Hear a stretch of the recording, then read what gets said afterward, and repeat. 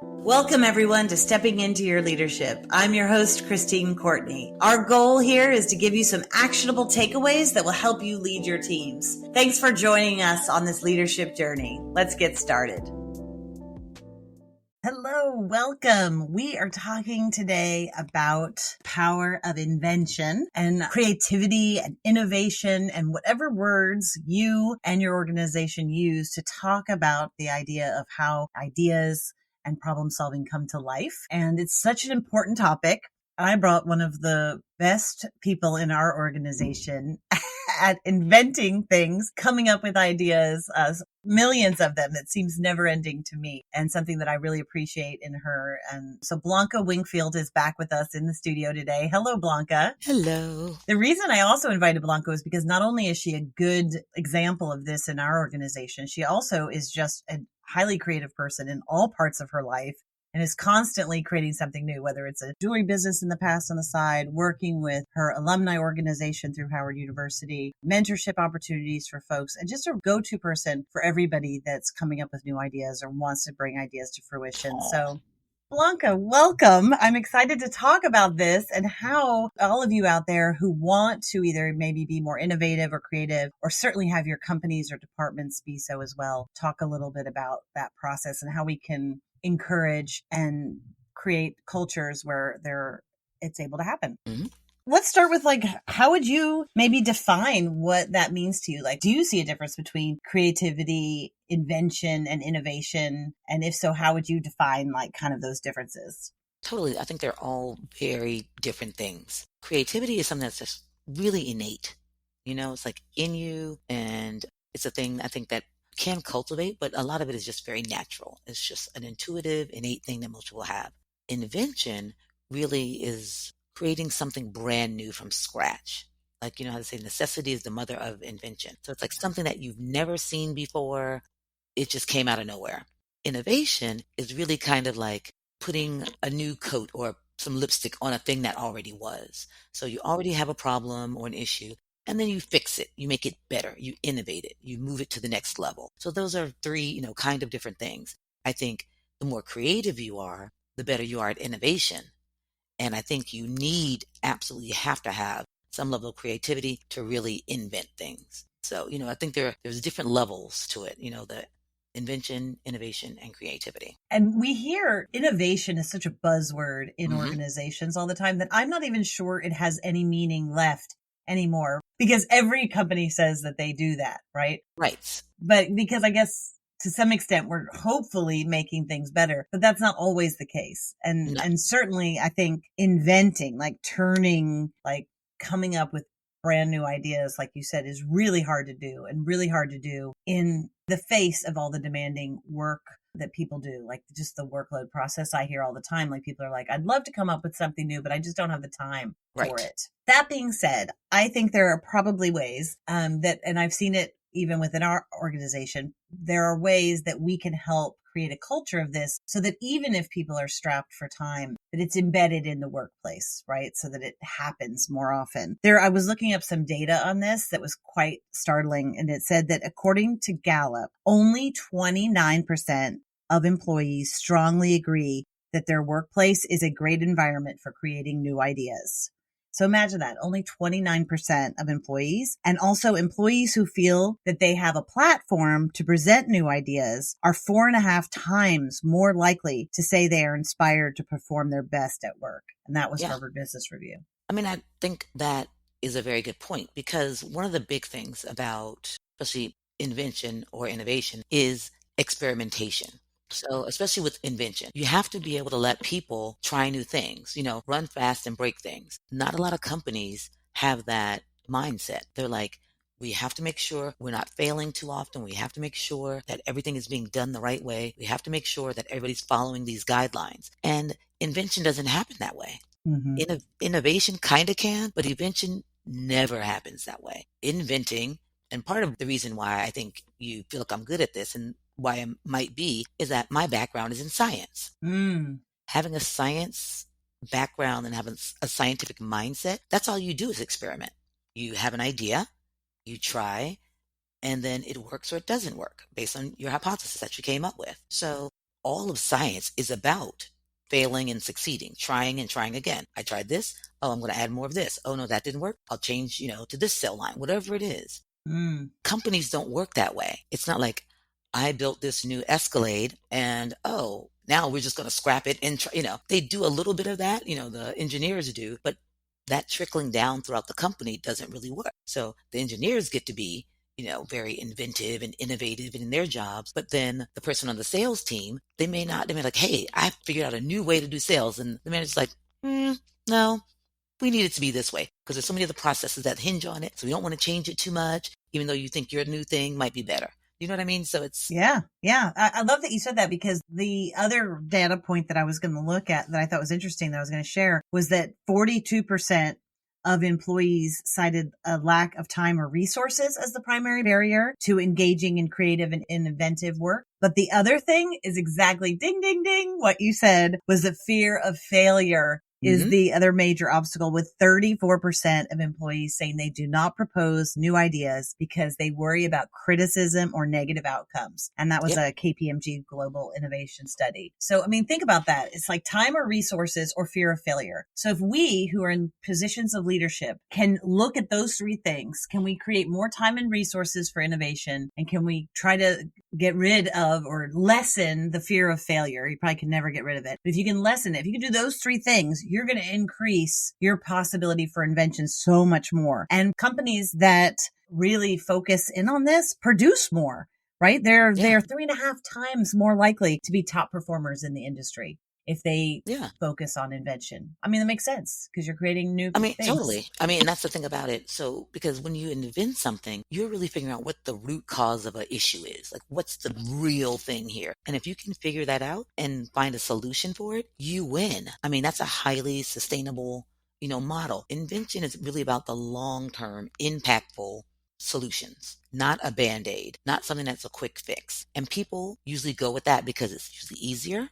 In air quotes, it's usually more cost effective, so those things, it's like, oh yeah, it's quicker to do this. They don't have to spend too much time thinking about it, how to implement it, how to roll it out, all those things. It might be easier. But if you really dig in and figure out, my client has a problem, what's at the root of that problem? Can we create something new and innovative that they've never seen before? They come to you for that and they're going to move with that.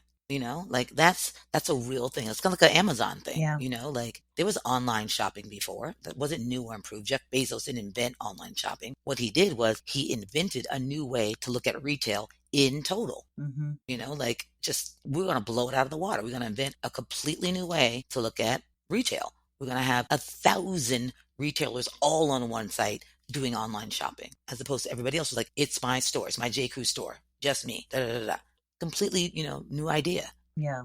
And to be fair, it started off as books, right? And then they were able to innovate, which means, right, take that and then reproduce that for lots of other things in the process. But I was curious because I think sometimes we think that these changes in our culture have to be huge. And so I was curious, as somebody like yourself who likes to problem solve, who loves to come up with new ideas, not just what's some examples of things, I guess, in your life or at work where you've been able to do that? Or what makes that easier for you? Like if you were an employee in an organization, what could they do for you to make that more fertile ground for you?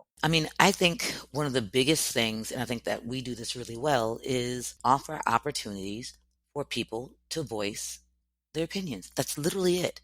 Be able to say, I want to try this, and be able to say, okay, and give permission and go try it and see how it works. I think that's the one thing. We don't have enough of that. We don't have enough brainstorming. Like, let's sit and really, really brainstorm. Not brainstorm with that's not going to work ever, coming out before it even happens, before the person even says anything. Brainstorming in a box never works. You can't really contain a good storm in a box. So really just letting people come with the craziest ideas, the Velcro pants, the IDEO kind of concept, and then being able to say, okay, I don't know that I think it's right or not, but go forth into the night, give it a shot, and let's see where we go from there. Yeah, just to explain her reference to Velcro pants, just in case you're not, that's one of the terms we use internally, which is a clue to us, a trigger that we need to stop yucking someone's yum and just let the brainstorm go to its full capacity, because we had, as a group, had watched a video from the company IDEO where they talked about I think it was like on 60 Minutes or something, but it was about really how they run their brainstorming process. They were inventing a new shopping cart was the task. And one of the ideas in their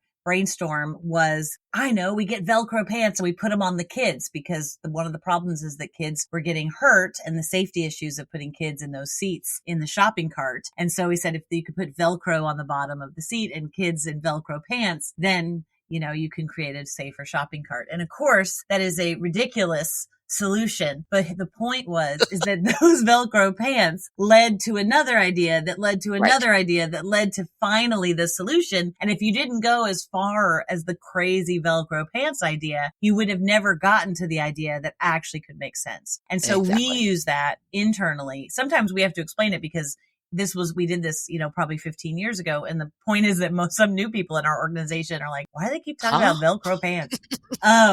So anyway, that's the trigger we use, but it can be like, hey, not time to yuck our yum. It can be like, we'll discern these ideas later, whatever it is. But right now we're going to just kind of go a little bit crazy. The more ideas, the better. And I agree with you. It can start as easily as how are you running your brainstorming process, and just training people on just how to facilitate groups around actual brainstorming would probably do a tremendous amount for the positive that way. That's a really good idea. I was going to say one more thing. Yeah. And just, for people who run companies, like you mentioned, time was a big deal. It doesn't have to be all the time. The other thing I think companies should do, most companies have a retreat or something like that. Like, let people know, you know what, at this particular time of the year, we're going to focus on innovation. Save all your crazy ideas. We don't want to hear everybody's crazy idea at the 30-minute meeting that we have. We got to spend 15 of it talking you off the ledge.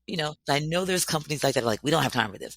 But if you make time for it and then you give people a heads up that, hey, at the retreat, we're going to spend a significant amount of time discussing what could be next? How can we solve our clients' biggest problems? And spend some time doing that. We did that, I remember years ago, with the big idea. We had our work retreat, and then one of the sessions at our retreat was coming up with the next big idea for our company.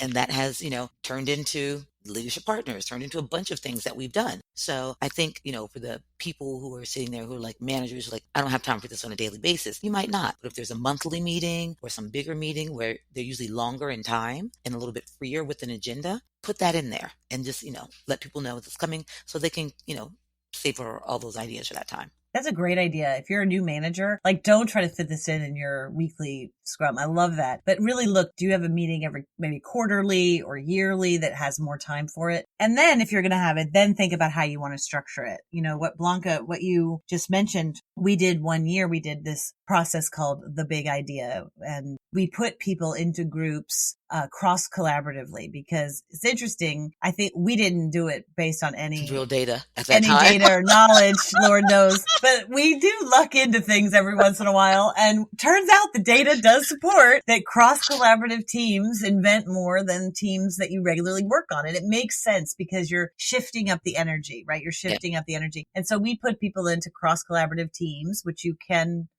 oftentimes only do at an offsite or a retreat. And then we facilitated a process where they had to come up with an idea that we currently do not use. And it could be customer facing, or it could be internal in the way we run something, a process, but it had to be either a new product line, had to be something that was brand new. And they had a significant amount of time to work on it. It probably didn't feel like it to the groups. I mean, you were in the groups, so you would know better than me because I was facilitating, but basically they would go away for, a half day, 3-4 hours, come back, had to present to the bigger group their idea, right? Get some feedback and so forth. And then those groups had to try to stay alive basically during the year to try to make this come about. Now, you can imagine that that's where it started to get tricky. So once we went back to our busy work lives, those ideas started to naturally slip away. They naturally started to see, some of them started to see some of the problems with them. Like it was too difficult to get some of them off the ground. Maybe they were too pricey. It took too much time. We didn't have the resources yet. It didn't maybe catch on with the customer as quickly as we'd hoped. So some things naturally fizzled out. I did have some folks who work for us a little frustrated with the process, and there's probably ways I could have been better at it. But some people then said to me, we should do the same thing, but we need to vote on the ideas that go forward. and then we need to give them a budget for them, and lots of other things that could have been put into our systems, into our process. But I will have to say that that is true. And what I liked about our kind of way that we did it is that it kind of naturally worked itself out to where the ideas that had the most momentum, that had the most draw to them, did end up working. And we still use, like you said, we still use a lot of those things today from that big idea. Many years we have not had the time and people have not had the bandwidth to do it. We have refrained from doing it because you have to be ready to like put people in that and then allow them some time in their workday. It doesn't have to be a ton when you go back, but it does need to be some. It does need to be some, or they start to get real frustrated with, you know, how much people love group work in high school. Imagine in the workplace, right? Because this is extra. This is extra on top of your job. And so, and especially with it being cross collaborative teams. And if you have a boss of that one team that's not into it, they're like, why are you giving Blonka up for all this time? This is, so I would hear a lot of those things. But overall, in hindsight, I'm super glad that we did it. And if I could, I would do that all the time. But some of those things get in the way for sure. Some people, everybody has to be into it. And if they had a good experience, they generally love it and they want to keep doing it. If their idea didn't pan out, they tend to be the folks that don't like the process. All right. So, the other piece of it, that one of the ways that I was able to really pinpoint that you were such an invention genius is that we are big believers in doing the 6 types of working genius. And we do it for ourselves internally. We also do it for lots of other organizations. And when I saw that you had the invention genius, I was like, of course she does. Of course. And I use this example all the time, that the difference is, and I think I'm good at innovating something, which is taking something and making it better, or discerning like this piece doesn't work or this could be better. Where I saw the difference is that I was trying to name something, a program that we had, and I wanted a good name. And I was literally I think I spent half a day on it. And I was like, I got to come up with this good name. And I'm like researching and I'm trying to figure it out. And my ego really wanted to name this big program that was going to go into some of our schools. And then finally, out of just sheer exhaustion, I turned to you because Blonka sat right across from me at the office. And she's like, what are you working on? Because I'm sure in my very stoic, no, I'm just kidding, I'm very dramatic. I'm sure she could tell because we face each other that I was, frustrated. And she said, what are you working on? I said, Blonka, I'm just frustrated because I can't come up with a name for this program. And she's asked me probably like 4 questions. And she's like, well, describe the program to me, which I did. And then she said, okay, well, who's it for? What is the kind of the vibe you want to get from it? Like you had a few questions and then you were like, okay, what about da da da da da da da da da, and you named me like 7 names right off the top of your head. And I literally, my chin hit the floor and then I was pissed because I was like, I was pissed at you for being so dang good. And then I was pissed at me for being so bad. No, but for also just wasting half a day when I could have just turned to you 5 seconds in and be like, Blonka, what do you think? Because now Blonka gave me, probably 7 names that I could have used. All of them were great, by the way. It just depends. And then I could take those names and do what I'm good at, which is then think about them, research them, discern them, whatever, change them a little bit. And then I'd be like, oh, I came up with this name. And she's like, great. Now Blonka feels good about herself. I feel good about myself. But now what I try to do is shorten that 3-hour time where I'm frustrated and I try to go to you quicker. Do you know what I mean? Or if I know we need to come up with a name, let me get this out to you right away so you can think about it. So which reminds me, after this, I need to talk to you because I have a name I need. But anyway, so I think it is important to be able to locate who are those people within our organizations. And something like the 6 types of working genius is a great way to do that and put it out there. I mean, I think everyone is creative. Some people just really like a blank whiteboard. They really like to start from scratch. Now, this is my question for you because some of my best friends are invention geniuses. And I have an idea that I'm not sure it's true. In the brainstorming process, right? Would you rather have time to think about it on your own first before coming to the group with your ideas? In other words, would you rather have a blank whiteboard, think about it, and then come to a brainstorming group? Or would you rather me, for instance, just say this is the thing in the group and go through that process all together? For me, I am definitely more in the moment kind of person. I think it just comes to me quickly. And so I really, really like, and then go. Because for me, I will do, like if you tell me something ahead of time, I will definitely go down a rabbit hole. Mm-hmm, mm-hmm. And then I think because I'm a scientist, you may overthink a thing when sometimes it's just the simplest answer is the answer. Mm-hmm. You know what I mean? Mm-hmm. And I think for me, it happens quicker. If I'm in the moment, think about it for a little bit and then come back with the answer as opposed to having so much time to, like delve into it and think about it. What about this? And what about that? I'm always like the question behind the question. Like what else is there?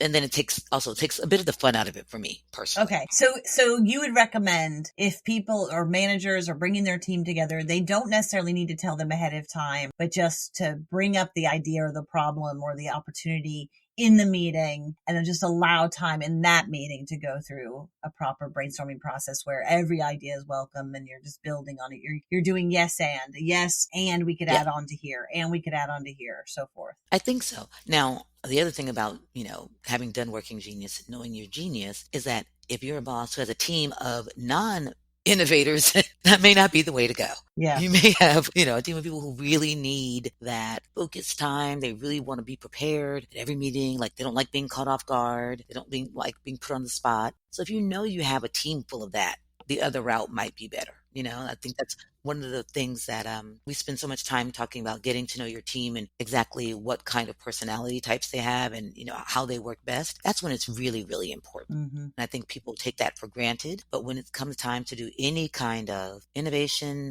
rejudging of a thing, when it comes to like working in project, you got to know who your people are so you can put them together in the best possible way. And then also you can set them up for success with however you're going to organize whatever they're doing that day. Yeah, it could be that they know we're going to do a brainstorm and it's going to last this long. Yeah. So those people who hate it can know I can survive an hour or whatever it is. Exactly. All right, so let's go in our last few minutes. Let's give people, I love this part where we give people tips on how to foster more innovation within their workplace, whether it's within themselves or so maybe these tips could be for how to do this for yourself or how to do it for your teams. So do you have an idea of one kind of tip that you would give for people? I think, and this is hard in the, big corporate space, but being flexible, being really, in order to experiment, you got to be flexible. It really increases your abilities to succeed in a thing. You have to allow people to iterate and reiterate and go over their ideas and change. And it happens kind of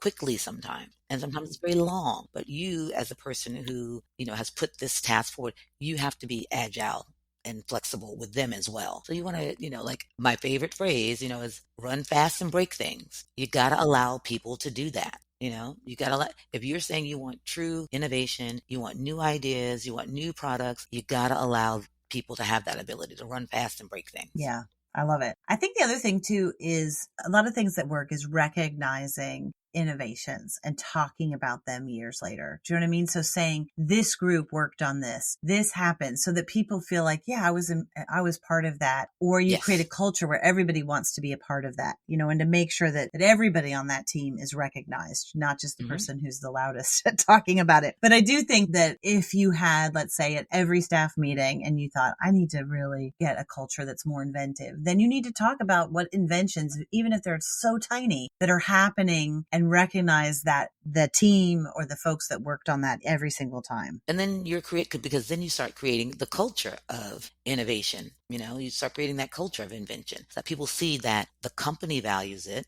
Everybody's talking about it, not every day, but it's the thing that's being brought up in meetings. So that's when it becomes like, oh, this is the kind of company I work for. They're interested in doing this. They're interested in something new. It's not like, I think people lose the startup mentality. You have that day one startup mentality where it's like, we're all here. We're in this game together. We're going to make it work. What are the ideas? Because everything's so brand new. Then after a while, a lot of companies get to a place where, oh, we have our systems. We have our ideas. But you can't keep that. You can't keep that level, that base level of enthusiasm and expect your company to go to a higher level when it comes to that. Right. Tatiana, you wanted to say something?